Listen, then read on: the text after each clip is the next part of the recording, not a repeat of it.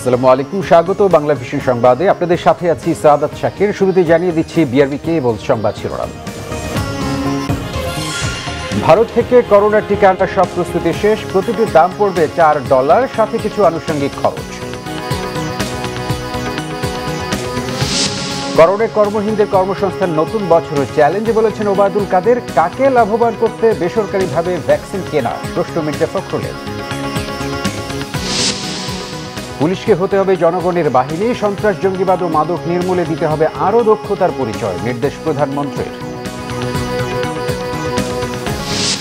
দীর্ঘ 8 বছর পর পুঁজিবাজারে ফের উত্থান। একদিনে দ্বিতীয় সর্বোচ্চ সূচক। রেমিটেন্সেও আবার রেকর্ড। প্রবাসীদের প্রযোজনা সহ সঞ্চন স্কিম চালুর উদ্যোগ। নারায়ণগঞ্জের সোনারগাঁওয়ে কঙ্কা ইলেকট্রনিক্সের গোডাউনে ভয়াবহ আগুন। পুড়ে গেছে হাজার হাজার ফ্রিজ সহ মেশিনারি।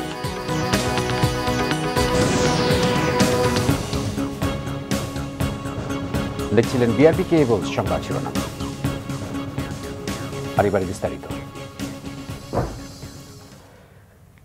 সেরাম ইনস্টিটিউট থেকে করোনা টিকা প্রাপ্তির সমস্ত প্রস্তুতি শেষ হয়েছে। প্রয়োগের প্রস্তুতিও চলছে জোরে সোরে। এ মাসের শেষ অথবা আগামী মাসের প্রথম দিকে টিকা পেতে ব্যাংকিং কার্যক্রম চূড়ান্ত প্রায়। স্বাস্থ্য সচিব সহ সংশ্লিষ্ট দায়িত্বশীলরা জানিয়েছেন টিকা প্রতি দাম পড়বে $4। এর সাথে যোগ হবে আনুষঙ্গিক কিছু খরচ। করোনার টিকা পেতে ভারতের সেরাম ইনস্টিটিউটের সাথে চুক্তি অনুযায়ী একটি ব্যাংকে 600 কোটি টাকা জমা দিয়েছে সরকার। প্রতি মাসে 50 লাখ ডোজ পাবে বাংলাদেশ। এভাবে মোট 3 কোটি টিকা সেরাম থেকে কেনা হচ্ছে।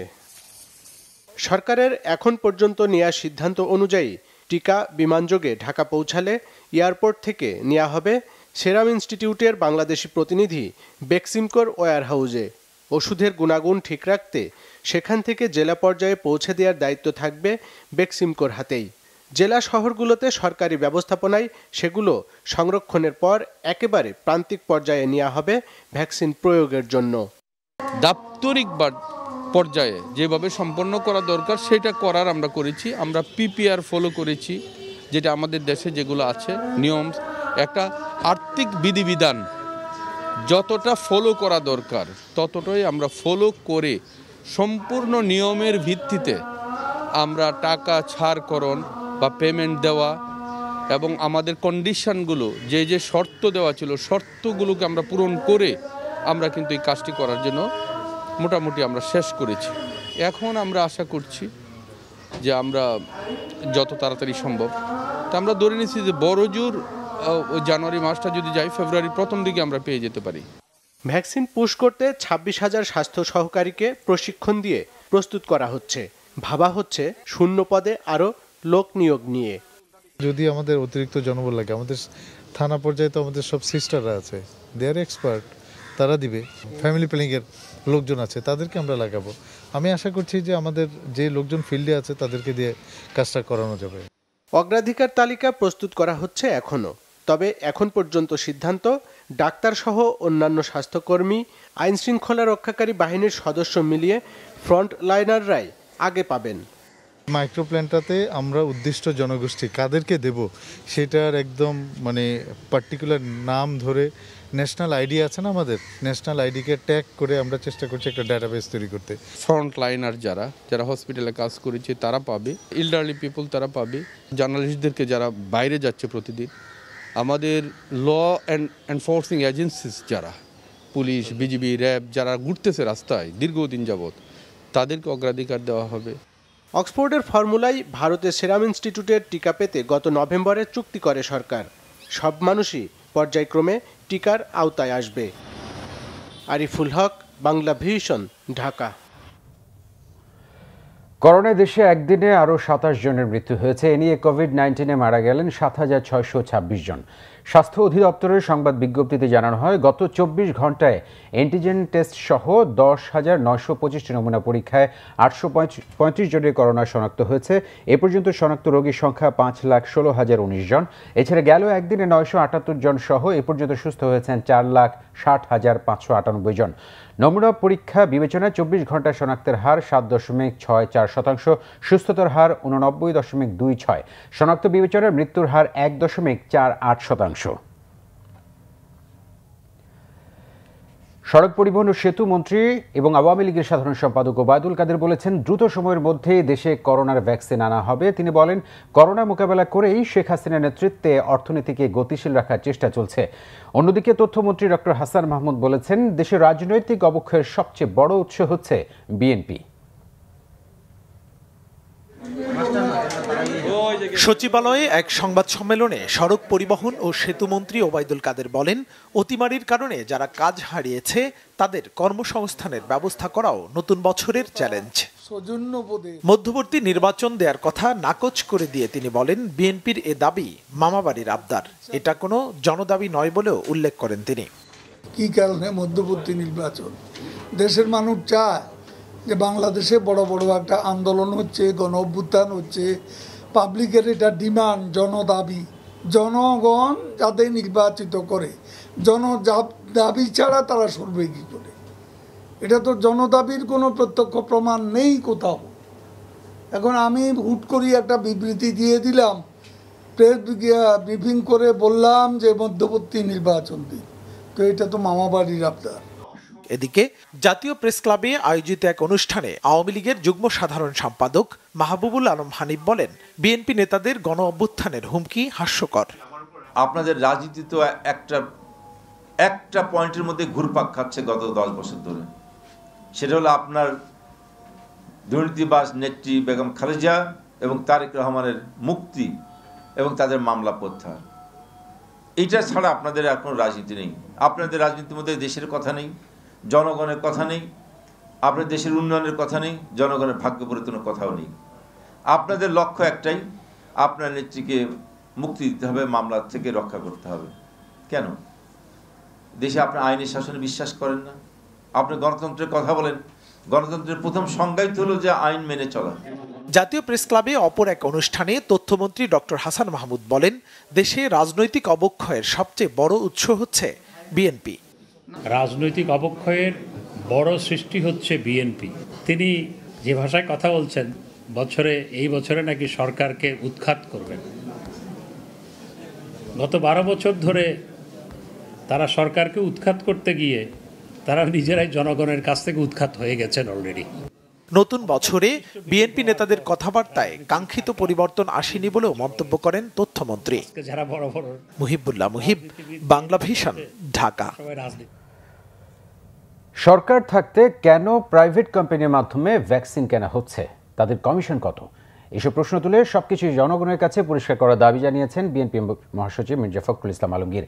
নিত্যপণ্যের অস্বাভাবিক দাম বৃদ্ধির প্রতিবাদে 7 জানুয়ারি সারা দেশে থানা পর্যায়ে মানববন্ধন কর্মসূচির ঘোষণা দেন বিএনপির মহাসচিব। দলের স্থায়ী কমিটির সভার সিদ্ধান্ত জানাতে রবিবার গুলশান কার্যালয়ে সংবাদ সম্মেলন করে বিএনপি। এতে দলের মহাসচিব মির্জা ফখরুল ইসলাম আলমগীর অভিযোগ করেন, করোনা মোকাবেলায় সরকারের সুনির্দিষ্ট কোনো পরিকল্পনা নেই। বেসরকারি কোম্পানির মাধ্যমে করোনার ভ্যাকসিন কেনা নিয়েও প্রশ্ন তোলেন তিনি। আমাদের প্রশ্ন হচ্ছে যে এটা তো পরিষ্কার হতে হবে জনগণের কাছে, যে এটা গভর্নমেন্ট না কিনে ভ্যাকসিনকো কিনলো কেন, ভ্যাকসিনকোর কত কমিশন আছে সেটা আমরা জানতে চাই। সিরাম ইনস্টিটিউটকে সরকার টাকা দিচ্ছে, কার মাধ্যমে দিচ্ছে? ভ্যাকসিনকোর মাধ্যমে দিচ্ছে। ওয়াই? সরকার নিজেই সিরাম ইনস্টিটিউটকে টাকাটা দিচ্ছে না কেন? ওয়াই ভ্যাকসিনকোর মাধ্যমে? এটা আমরা জানতে চাই। যদি বুঝতাম যে ভ্যাকসিনকো আগে টাকা দিয়ে এটা কিনে নিয়েছে, তাহলে বুঝতাম যে আমাদের গভর্নমেন্টের টাকা নেই, তারা টাকা দিয়েছে বলে তাদেরকে একটা কমিশন দিতে হচ্ছে। তাও তো না, এখানে গভর্নমেন্ট 600 কোটি টাকা জমা দিচ্ছে, আজকে কালকে দিয়ে দেবে, তাহলে ওয়াই ভ্যাকসিনকো ইয়ার ইনসাইড? মির্জা ফখরুল বলেন, ভারতের সিরাম ইনস্টিটিউট থেকে প্রতি মাসে যে 50 লাখ ভ্যাকসিন আসবে তা চাহিদার তুলনায় অপ্রতুল। জনগণকে বিনামূল্যে টিকা দেওয়ার দাবি জানান তিনি। আমরা শুনতে পাচ্ছি বিভিন্ন জায়গা থেকে উচ্চ পর্যায়ের মানুষদের জন্য ইতিমধ্যে তালিকা প্রস্তুত শুরু হয়ে গেছে, এবং আরও শুনতে পাচ্ছি যে আপনার আমাদের সরকারের উচ্চপদস্থ কর্মকর্তা যারা আছেন তাদের জন্য করা হচ্ছে, মন্ত্রীদের জন্য করা হচ্ছে। কিন্তু সাধারণ মানুষ কিভাবে এই ভ্যাকসিনটা পাবে এবং কখন পাবে সেই বিষয়ে সুনির্দিষ্ট কোনো বক্তব্য আমরা কিন্তু সরকার কোনো দপ্তরের কাছ থেকে এখন পর্যন্ত পাইনি। সেই জন্যে আমরা দাবি করছি যেটা অবিলম্বে সব কিছু নিয়ে সংগ্রহ, বিতরণ, মূল্য এবং কতজনকে দেওয়া সম্ভব হবে, কাদেরকে দেওয়া হচ্ছে, এর একটা রোডম্যাপ অবশ্যই জনগণের সামনে প্রকাশ করার দাবি আমরা জানাচ্ছি।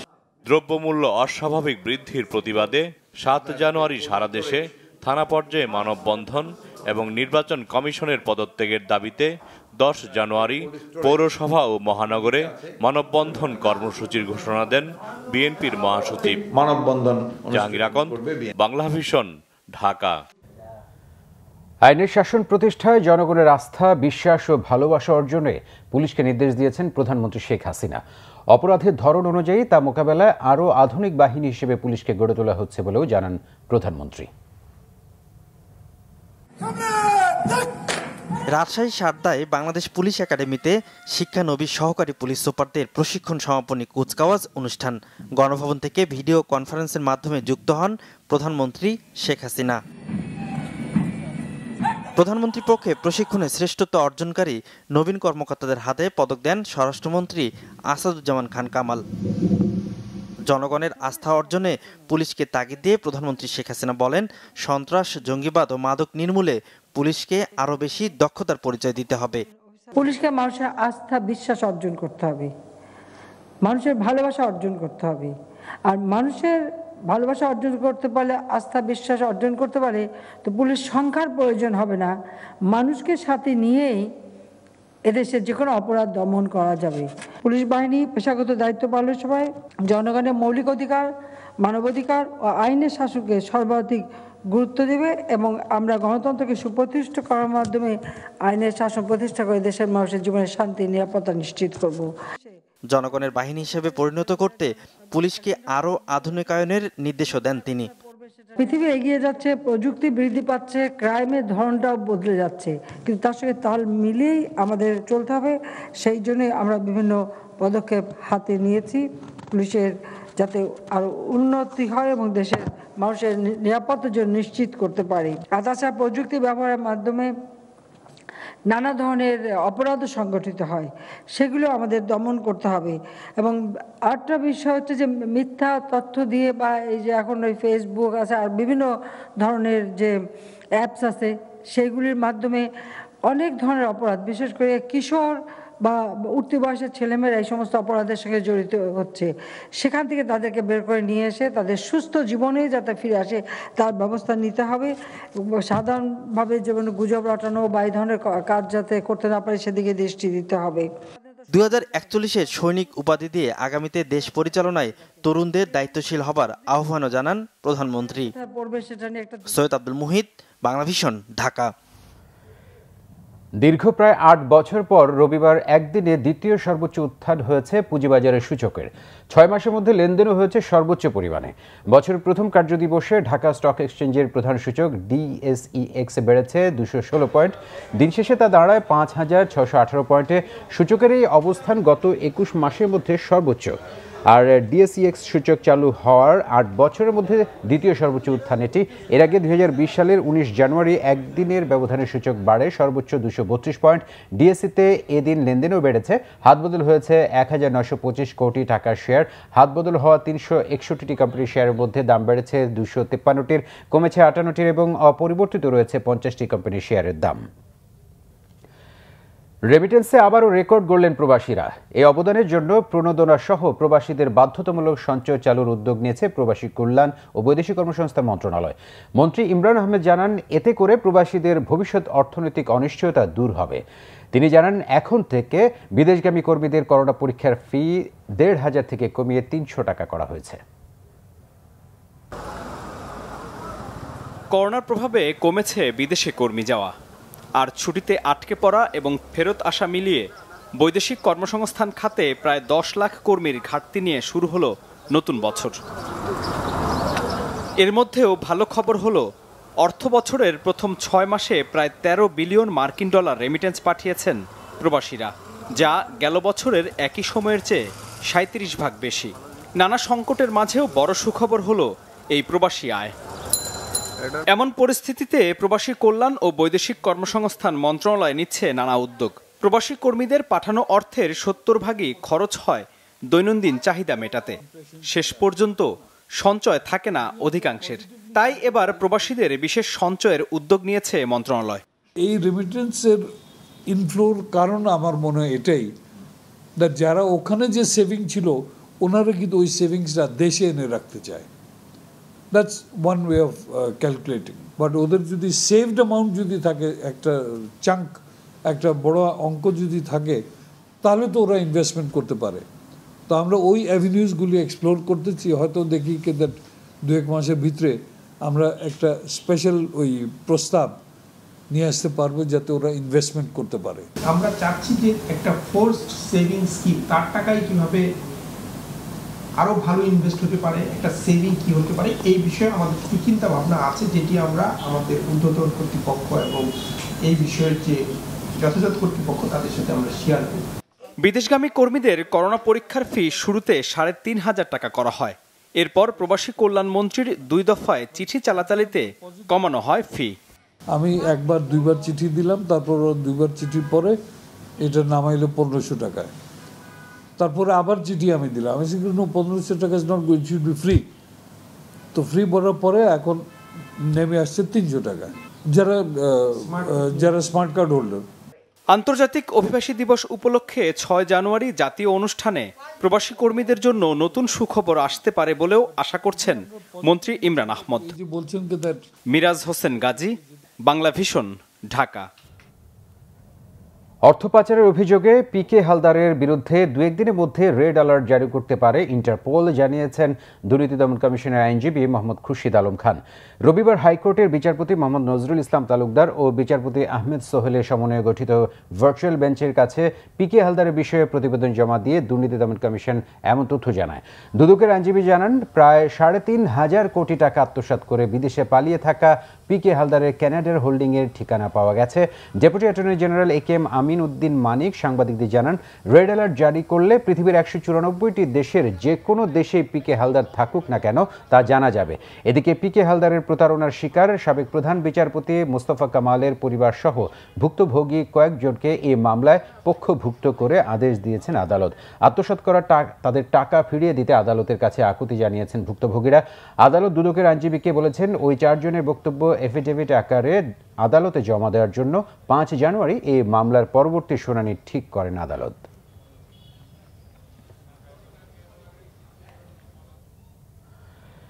কোভিডে দেশের পোশাক খাত সহ বিভিন্ন খাত ঢুকলেও আলোচনার বাইরে থেকে দ্রুত এগিয়ে যাচ্ছে ই কমার্স খাত। একই সাথে বড় হচ্ছে অ্যাপস ভিত্তিক অর্থনীতিও। খাত সংশ্লিষ্টরা বলছেন, করোনাকালে অনেক ব্যবসা বাণিজ্যে চরম স্থবিরতা নেমে এলেও ই কমার্স খাতের চিত্র ভিন্ন। ব্যাপক প্রসার ঘটছে করোনাকালেই। এই প্রসারকে অর্থনীতির জন্য ইতিবাচক হিসেবে দেখলেও পণ্য কেনাকাটায় ব্যক্তিগত তথ্যের সুরক্ষা কোম্পানিগুলোকে নিশ্চিতে তাগিদ দিয়েছেন বিশেষজ্ঞরা। করোনাকালে বিনিয়োগ এখন এক প্রকার থমকেই আছে। প্রথাগত বা পরিচিত খাতগুলোতে নতুন কর্মসংস্থান তেমন সৃষ্টিও হচ্ছে না, সেখানে ব্যতিক্রম ই কমার্স খাত। সংশ্লিষ্টরা জানান, কোভিড-19 এক প্রকার আশীর্বাদ হয়ে দাঁড়িয়েছে খাতটির জন্য। অর্থনীতিতে আলো ছড়াতে তৈরি হচ্ছে ই কমার্স খাত। গত কয়েক বছরে আমরা যা করতে পারিনি, গত 9 মাসে কিন্তু আমরা তার থেকে আরো অনেক বেশি করে ফেলেছি, এবং এটা কিন্তু আমাদের জন্য একটা আশীর্বাদ স্বরূপ হয়ে এসছে।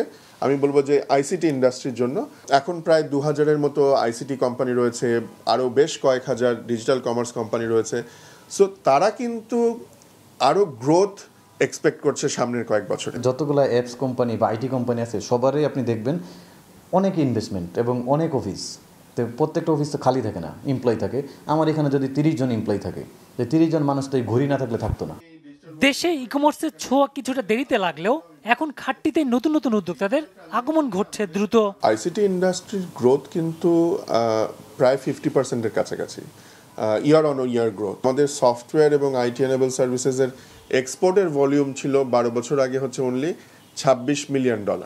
সেটা এখন $1 বিলিয়ন পরিণত হয়েছে এবং আগামী 3-4 বছরের মধ্যে আমরা এটাকে 5 বিলিয়নে নেওয়ার টার্গেট করেছি।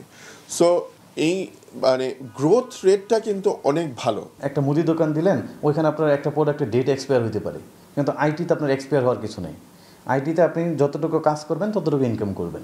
পণ্য কেনাকাটা কোম্পানিকে দেওয়া ব্যক্তিগত তথ্যের যেন অপব্যবহার না হয় তা নিশ্চিত করার তাগিদ দিলেন বাংলাদেশ ব্যাংকের সাবেক গভর্নর ডক্টর সালেউদ্দিন আহমেদ। যারা অ্যাপ ভিত্তিক পরিচালনা করে তাদের সিকিউরিটি, আইটি সিকিউরিটি, তারা আপনার বিভিন্ন তথ্য নিয়ে সেটা অন্যভাবে ব্যবহার করছে কিনা সেগুলো দেখা। এখানে কিন্তু নিয়ন্ত্রণ এবং আপনার সুপারভিশন, পরিবীক্ষণ, এটা নজরদারি করা অত্যন্ত দরকার। তবেই কিন্তু এটার সুফল আমরা অ্যাপস ভিত্তিক কর্মকাণ্ডের সুফল আমরা সঠিকভাবে পাবো।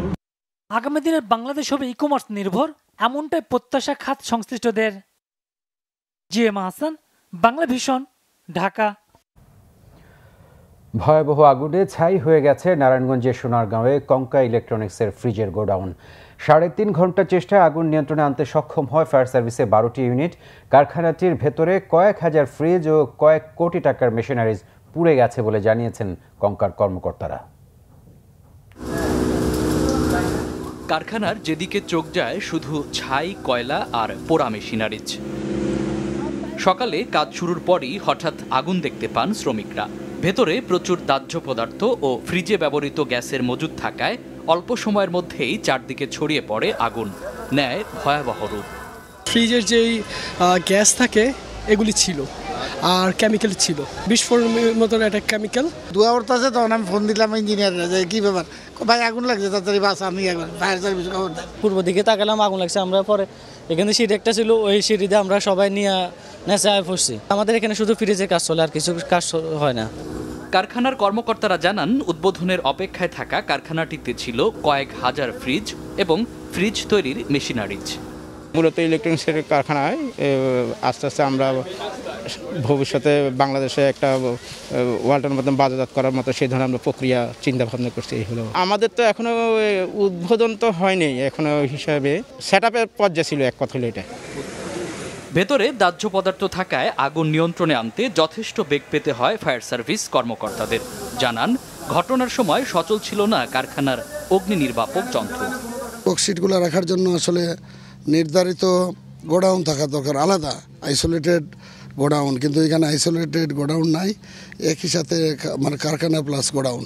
যেহেতু পেট্রোলিয়াম প্রোডাক্ট, এই যে প্লাস্টিকের দানাগুলা, যার ফলে খুব তাড়াতাড়ি আগুন ছড়িয়ে পড়ে। তাছাড়া তাদের যে হাইড্রেন্টটাও অ্যাক্টিভ ছিল না। ঘটনা তদন্তে 4 সদস্যের কমিটি গঠন করা হবে বলে জানান ফায়ার সার্ভিস কর্মকর্তারা। মামুন আব্দুল্লাহ, বাংলা ভিশন, ঢাকা। আওয়ামী লীগের সাবেক সাধারণ সম্পাদক সৈয়দ আশরাফুল ইসলামের দ্বিতীয় মৃত্যুবার্ষিকী আজ। 2019 সালের এই দিনে ব্যাংককের একটি হাসপাতালে চিকিৎসাধীন অবস্থায় মারা যান তিনি।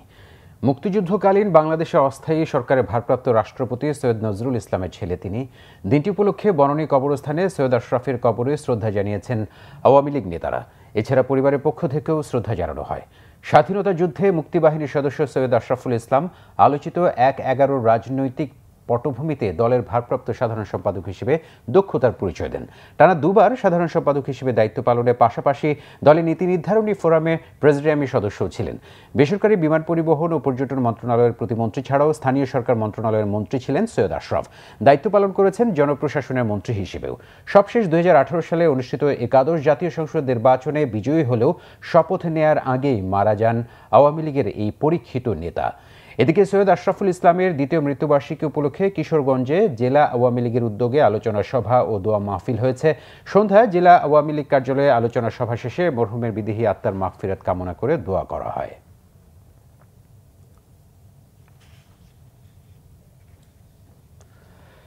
বিশিষ্ট কথা সাহিত্যিক রাবেয়া খাতুন মৃত্যুবরণ করেছেন। ইন্না লিল্লাহি ওয়া ইন্না ইলাইহি রাজিউন। সন্ধ্যা 6টায় রাজধানী বনানীতে নিজ বাসায় বার্ধক্যজনিত রোগে মারা গেছেন এই কথা সাহিত্যিক। মৃত্যুকালে তার বয়স হয়েছিল 86 বছর। স্বাধীনতা 21 ও বাংলা একাডেমি পুরস্কার পাওয়া গুণী এই লেখকের মৃত্যুতে গভীর শোক প্রকাশ করেছেন রাষ্ট্রপতি মোহাম্মদ আব্দুল হামিদ ও প্রধানমন্ত্রী শেখ হাসিনা। 1935 সালের 27 ডিসেম্বর ঢাকার বিক্রমপুরে মামা বাড়িতে জন্মগ্রহণ করেন তিনি। তার বাবা বাড়ি মুন্সিগঞ্জের শ্রীনগর উপজেলার 16ঘর গ্রামে। বাবা মৌলভী আহমদ মুল্লুক চাঁদ এবং মা হামিদা খাতুন। আরমানিটোলা বিদ্যালয় থেকে প্রবেশিকা পাশ করেন 1948 সালে। লেখালেখির পাশাপাশি রাবেয়া খাতুন শিক্ষকতা করেছেন, সাংবাদিকতাও করেছেন। রাবেয়া খাতুন রচিত মুক্তিযুদ্ধ ভিত্তিক জনপ্রিয় উপন্যাস মেঘের পর মেঘ অবলম্বনে বিখ্যাত চলচ্চিত্র পরিচালক চাষী নজরুল ইসলাম 2004 সালে নির্মাণ করেন চলচ্চিত্র মেঘের পরে মেঘ। 2011 সালে তার আরেকটি জনপ্রিয় উপন্যাস মধুমতি অবলম্বনে পরিচালক শাহজাহান চৌধুরী একই শিরোনামে নির্মাণ করেন চলচ্চিত্র মধুমতি।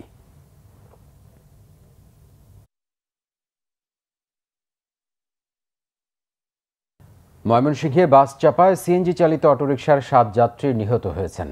এদের মধ্যে একই পরিবারের 6 জন আছেন। রবিবার দুপুরে ময়মনসিংহ নেত্রকোনা মহাসড়কের গাছতলা বাজার এলাকায় এই দুর্ঘটনা ঘটে। পুলিশ জানায় দুপুর 12:30টার দিকে নেত্রকোনা থেকে ঢাকাগামী শাহজালাল পরিবহনের একটি বাস নেত্রকোনাগামী একটি সিএনজি অটোরিকশাকে চাপা দেয়। এতে দুমড়ে মুচড়ে যায় অটোরিকশাটি। ঘটনাস্থলে অটোরিকশা চালক সহ 7 জন প্রাণ হারান।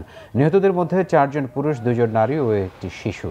নিহতরা হলেন মাওলানা ফারুক আহমেদ, তার বড় ভাই নিজামুদ্দিন, বোন জুলেখা খাতুন, চাচাতো ভাই রকিবুল ও তার স্ত্রী মাসুমা খাতুন এবং এক নবজাতক সিএনজি চালক সহ সোহাগ। দুর্ঘটনার পর ওই সড়কে প্রায় 2 ঘন্টা যানবাহন চলাচল বন্ধ থাকে। পরে পুলিশ পরিস্থিতি নিয়ন্ত্রণে আনে।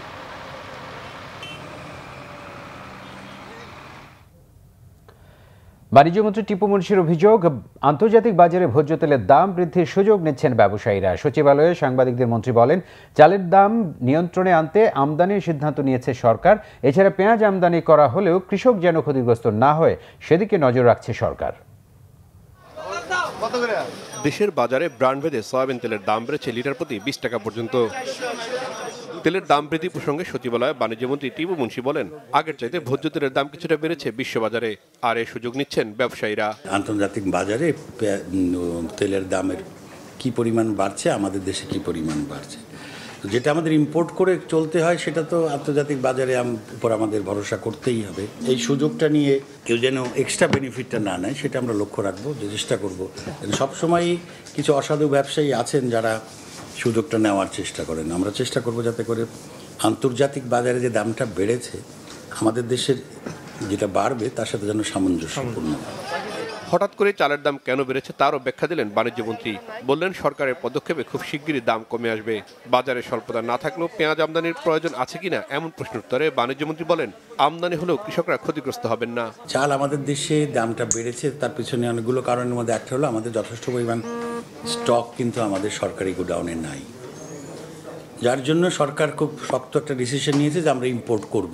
সাশ্রয় মূল্যে রাখার জন্য 62% ইন্টারেস্ট ছিল, যেটা ট্যাক্স ছিল, যেটা ডিউটি ইম্পোস্ট ছিল, সেটা 25%-এ নিয়ে আসছে। আর ইম্পোর্টের ক্ষেত্রে এত অবাধ করে দিয়েছে যে ইচ্ছা সেই দরখাস্ত করতে পারে। আমরা বন্ধ করতে চাই না, আমরা ডিউটি স্ট্রাকচার এভাবে করতে চাই যে ওখান থেকে আনতে গিয়ে লোক না হয়। বর্ডারে ভারতীয় যে পেঁয়াজ ঢুকছে 39 টাকা রেটে, আমাদের ওইটা হিসাব করে দেখলাম যে ঢাকার বাজারে ওই পেঁয়াজ বিক্রি হবে ওখান থেকে আসা পাইকারি বাজারে 45 আর খুচরা বাজারে 50 থেকে 55-এর মধ্যেই রান করবে, জায়গা বেশি দূরে কাছে মিলে। আমাদের দেশের পেঁয়াজ কিন্তু সেই রেঞ্জের মধ্যেই আছে। অতএব ভারতের পেঁয়াজ ঢুকলেও আমাদের সমস্যার কিছু নাই। তারপরে কয়েকটি ছাড়া বেশিরভাগ পণ্যের দাম সহনীয় পর্যায়ে আছে বলে দাবি করেন বাণিজ্যমন্ত্রী। দ্রব্যমূল্য বৃদ্ধির প্রতিবাদে বিএনপির কর্মসূচিকে দল চাঙা রাখার কর্মসূচি উল্লেখ করে তিনি বলেন, পেঁয়াজের দাম যখন আকাশচুম্বী ছিল তখন কোনো কর্মসূচি দেয়নি দলটি। তাদের টার্গেট হলো 40,000 টাকা। রিশান নাসরুল্লাহ, বাংলা ভিশন, ঢাকা। নতুন বছরে রোহিঙ্গা প্রত্যাবাসন শুরুর আশা করছেন পররাষ্ট্রমন্ত্রী ডক্টর AK আব্দুল মোমেন। বাংলাদেশে আশ্রিত রোহিঙ্গাদের মিয়ানমারে ফিরিয়ে দেওয়ার ব্যাপারে বিভিন্ন সময় নানা পদক্ষেপ নেওয়া হলেও সেগুলো আলোর মুখ দেখেনি। নতুন বছরে নতুন আশা পররাষ্ট্রমন্ত্রী আব্দুল মোমেনের। রবিবার পররাষ্ট্র মন্ত্রণালয়ে মন্ত্রী এক ব্রিফিংয়ে জানান, নতুন বছরের শুভেচ্ছা জানিয়ে মিয়ানমারকে দেয়া চিঠিতে আবারও প্রত্যাবাসনের উদ্যোগ নেয়ার অনুরোধে জানিয়েছেন তিনি। বিভিন্ন দেশে ভাষান্তর নিয়ে অপপ্রচার চালানো হচ্ছে জানিয়ে মন্ত্রী বলেন, অস্থায়ী ভিত্তিতে কিছু রোহিঙ্গাকে ভাষান্তরে নেওয়া হয়েছে, এটি স্থায়ী সমাধান নয়। মন্ত্রী জানান, জাতিসংঘে রোহিঙ্গা ইস্যুতে মাত্র 9টি দেশ বিরোধিতা করেছে, আর নীরব থাকা দেশগুলোর কয়েকটি অনুপস্থিত থাকায় ভোট দিতে পারেনি। কৌশলগত কারণে ভোটদানে বিরত থাকার কথা আগেই বাংলাদেশকে জানিয়েছিল ভারত সহ কয়েকটি দেশ। রোহিঙ্গা ইস্যুতে 132টি দেশ জাতিসংঘে বাংলাদেশের পক্ষে ভোট দেয়াকে বড় সফলতা মনে করেন পররাষ্ট্রমন্ত্রী।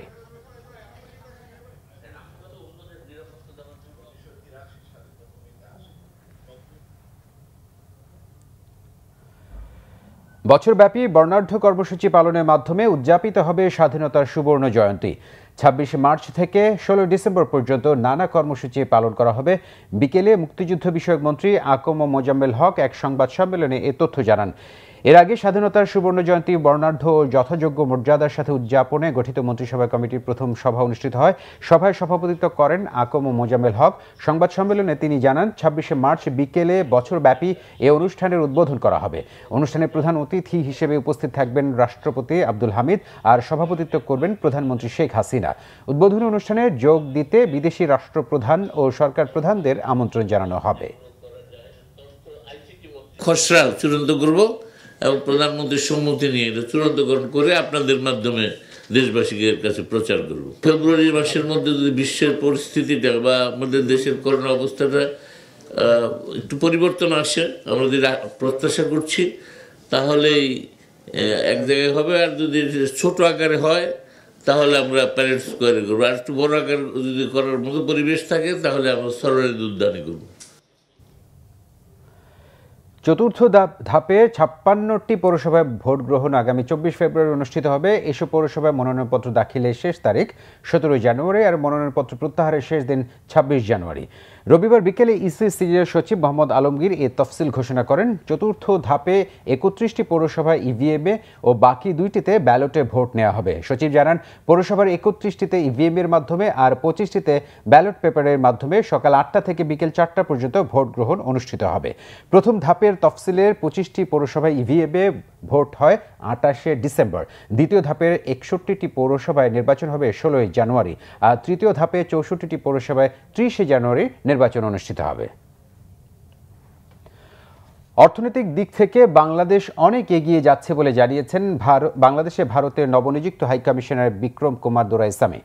বন্ধুত্বের ধারাবাহিকতায় বাণিজ্য ও সব ধরনের বন্ধন অটুট থাকবে বলেও জানান তিনি।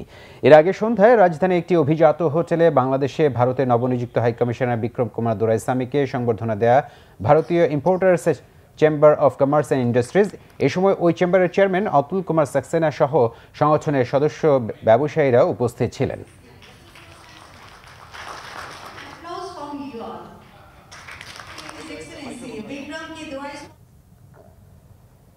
নতুন বছরের শুরু থেকে পূর্ণাঙ্গ শরিয়া ভিত্তিক ইসলামী ব্যাংকিং কার্যক্রম শুরু করেছে গ্লোবাল ইসলামী ব্যাংক। এর আগে ব্যাংকটির নাম ছিল এনআরবি গ্লোবাল ব্যাংক। কার্যক্রম শুরু উপলক্ষে রবিবার ব্যাংকের প্রধান কার্যালয়ে কোরআন খতম, মেলাদ ও মোনাজাত করা হয়। প্রধান অতিথি হিসেবে এর উদ্বোধন করেন ব্যাংকের ব্যবস্থাপনা পরিচালক সৈয়দ হাবিব হাসনাত।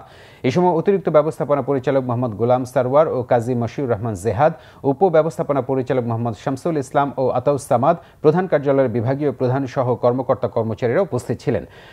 শরিয়া সুপারভাইজারি কমিটির তত্ত্বাবধানে শরিয়া আইনের ভিত্তিতে ব্যাংকটি এখন থেকে তার কার্যক্রম পরিচালনা করবে। বর্তমানে দেশ জুড়ে এর ৮০টি শাখা, ২৫টি উপশাখা এবং ৭৮টি এটিএম বুথ রয়েছে। টানা তৃতীয়বারের মতো বেস্ট ব্র্যান্ড অ্যাওয়ার্ড পেল আকিজ ফুড অ্যান্ড বেভারেজের ব্র্যান্ড স্পিড। এ উপলক্ষে রবিবার এক উদযাপন অনুষ্ঠানের আয়োজন করে আকিজ ফুড অ্যান্ড বেভারেজ। এতে উপস্থিত ছিলেন আকিজ গ্রুপের managing director S K. Shamim Uddin সহ কোম্পানির কর্মকর্তারা। বেস্ট ব্র্যান্ড অ্যাওয়ার্ডের পাশাপাশি স্পিড এবছর ডিজিটাল মার্কেটিং অ্যাওয়ার্ডে ২টি ক্যাটাগরিতে পুরস্কার পেয়েছে।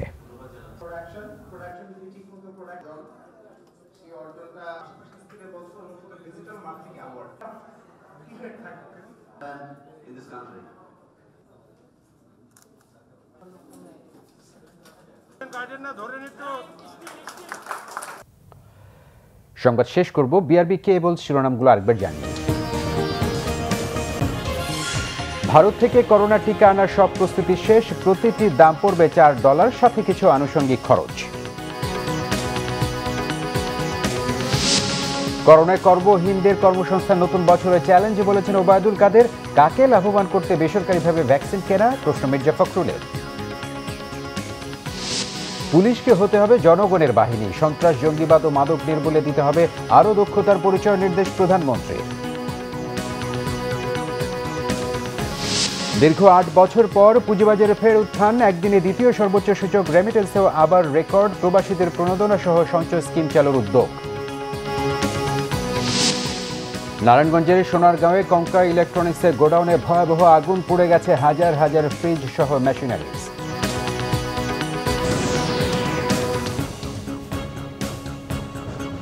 প্রিয় দর্শক, এই ছিল এখনকার মতো। পরের সংবাদ রাত 1টায় দেখার আমন্ত্রণ রইল। এছাড়া বাংলা ভিশন সংবাদ ও সংবাদ সংশ্লিষ্ট অনুষ্ঠান দেখতে লগ ইন করুন facebook.com/বাংলাভিশন এবং সাবস্ক্রাইব করুন youtube.com/বাংলাভিশন নিউজ। ধন্যবাদ আপনাদের সাথে থাকার জন্য।